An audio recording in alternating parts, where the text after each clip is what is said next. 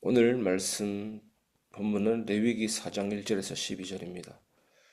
레위기 4장 1절에서 12절 여호와께서 모세에게 말씀하여 이르시되 이스라엘 자손에게 말하여 이르라 누구든지 여호와의 계명 중 하나라도 그릇 범하였으되 만일 기름 부음을 받은 제사장이 범죄하여 백성의 허물이 되었으면 그가 범한 죄로 말미암아 흠없는 수송아지로 속죄 제물을 삼아 여호와께 드릴지니 그 수송아지를 회막문 여호와 앞으로 끌어다가 그 수송아지의 머리에 안수하고 그것을 여호와 앞에서 잡을 것이요 기름 부음을 받은 제사장은 그 수송아지의 피를 가지고 회막에 들어가서 그 제사장이 손가락에 그 피를 찍어 여호와 앞 곧 성소의 휘장 앞에 7번 뿌릴 것이며 제사장은 또 그 피를 여호와 앞 곧 회막 안 향단 뿔들에 바르고 그 송아지의 피 전부를 회막문 앞 번제단 밑에 쏟을 것이며 또 그 속죄제물이 된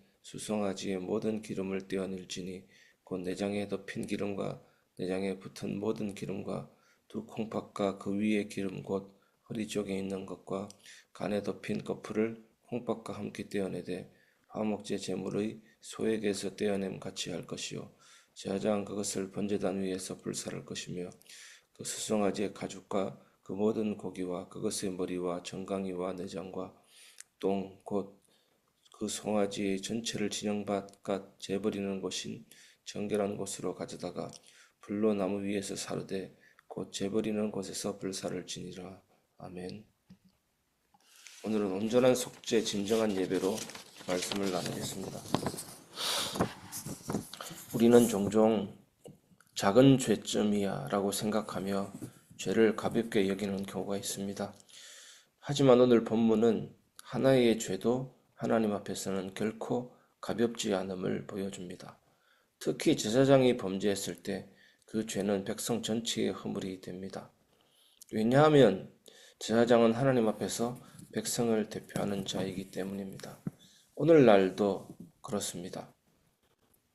목사가 죄를 범했을 때 또 여러 가지 높은 위치에 있는 사람들이 범죄했을 때 그 죄는 전체 영향을 미치게 되는 것입니다.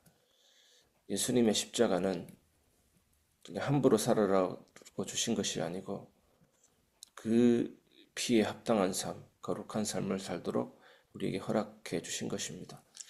오늘 우리는 이 속죄제의 장면을 통해 예수 그리스도의 십자가를 깊이 묵상하고 진정한 예배자로 살아가야 합니다. 교회와 성도의 정체성을 되새기시기를 주님의 이름으로 축원합니다. 죄는 반드시 대가를 요구합니다. 본문에서 제사장이 죄를 범죄했을 때 흠없는 수송아지를 드려야 했습니다. 이것은 무엇입니까? 죄에 대한 무게가 얼마나 큰지를 보여줍니다. 레위기 4장 3절 그가 범한 죄로 말미암아 흠없는 수송아지로 속죄제물을 삼아 여호와께 드릴지니 히브리서 9장 22절에도 피 흘림이 없은즉 사함이 없느니라. 우리도 죄를 가볍게 넘기지 말고 회개함으로 나아가야 됩니다. 회개가 있기 때문에 우리에게는 항상 은혜의 손길이 머물고 있는 것입니다. 교회는 죄를 숨기고 포장하는 곳이 아니라 죄를 드러내고 용서받는 은혜의 자리입니다. 죄가 무겁다라는 사실은 우리를 정죄하기 위함이 아니라 우리를 끝까지 용서하시는 주님의 사랑이 얼마나 크고 깊은지를 깨닫게 합니다. 회개는 무서워서 억지로 하는 것이 아니라 주님의 용서와 품을 알기 때문에 기꺼이 반응하게 되는 은혜의 선물입니다. 교회는 서로의 죄를 드러내서 책망하는 자리가 아니라 주님의 용서를 함께 나누고 회복하는 공간이 되어야 합니다. 두 번째, 예수 그리스도는 우리의 참된 속죄 제물이 되셨습니다.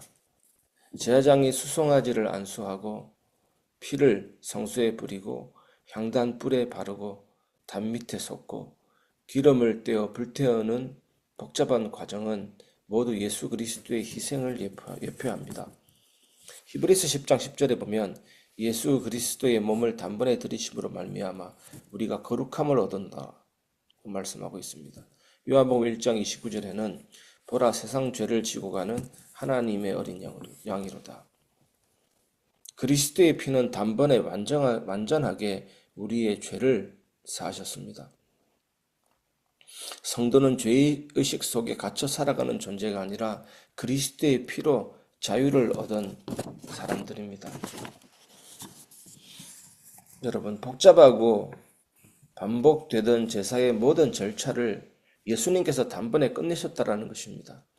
우리는 더 이상 무거운 의무감에 짓눌려서 예배하는 존재가 아니라 이미 이루신 은혜에 감사하며 나아가는 자들입니다. 죄책감에 눌려 살아가지 말고 예수님이 이루신 속죄의 자유 안에서 기쁨과 감격으로 살아가시기를 바랍니다. 교회는 이 자유와 기쁨을 누리는 복음의 잔치마당이 되어야 하는 것입니다. 세 번째, 속죄의 은혜는 예배로 완성됩니다. 제사장은 피를 다루고 기름은 제단 위에 불태우고 송아지 전체는 진영 밖으로 내다 불살라야 했습니다.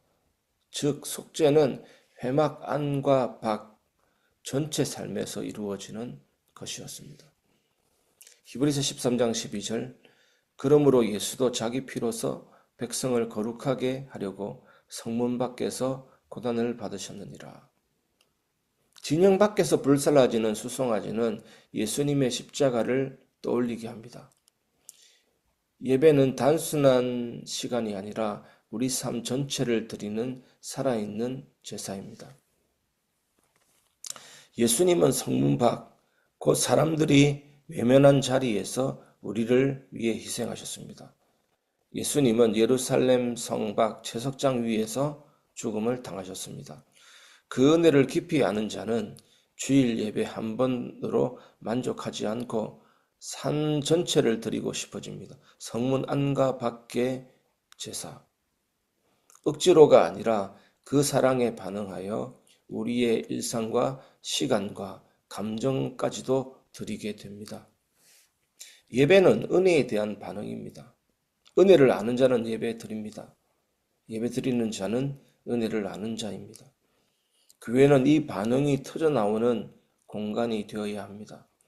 성도는 예배당 안과 밖 어디서든 주님 감사합니다 라는 십자가를 붙드는 고백하는 예배자가 되어야 하는 것입니다. 말씀을 마무리하겠습니다. 십자가 앞에서 다시 시작되는 예배입니다. 사랑하는 성도 여러분, 예배는 단순히 주일에 앉아있는 찰나의 순간이 아닙니다. 그것은 예수님의 십자가 앞에 나아가 나의 죄를 인정하고 그 은혜를 의지하며 다시 온 삶을 하나님께 드리는 거룩한 헌신입니다. 오늘 본문처럼 속죄의 은혜는 고귀하고 무겁습니다. 하지만 예수 그리스도는 그것을 단번에 이루셨고 이제 우리는 그 은혜 안에서 매일 예배자로 살아갈 수 있습니다.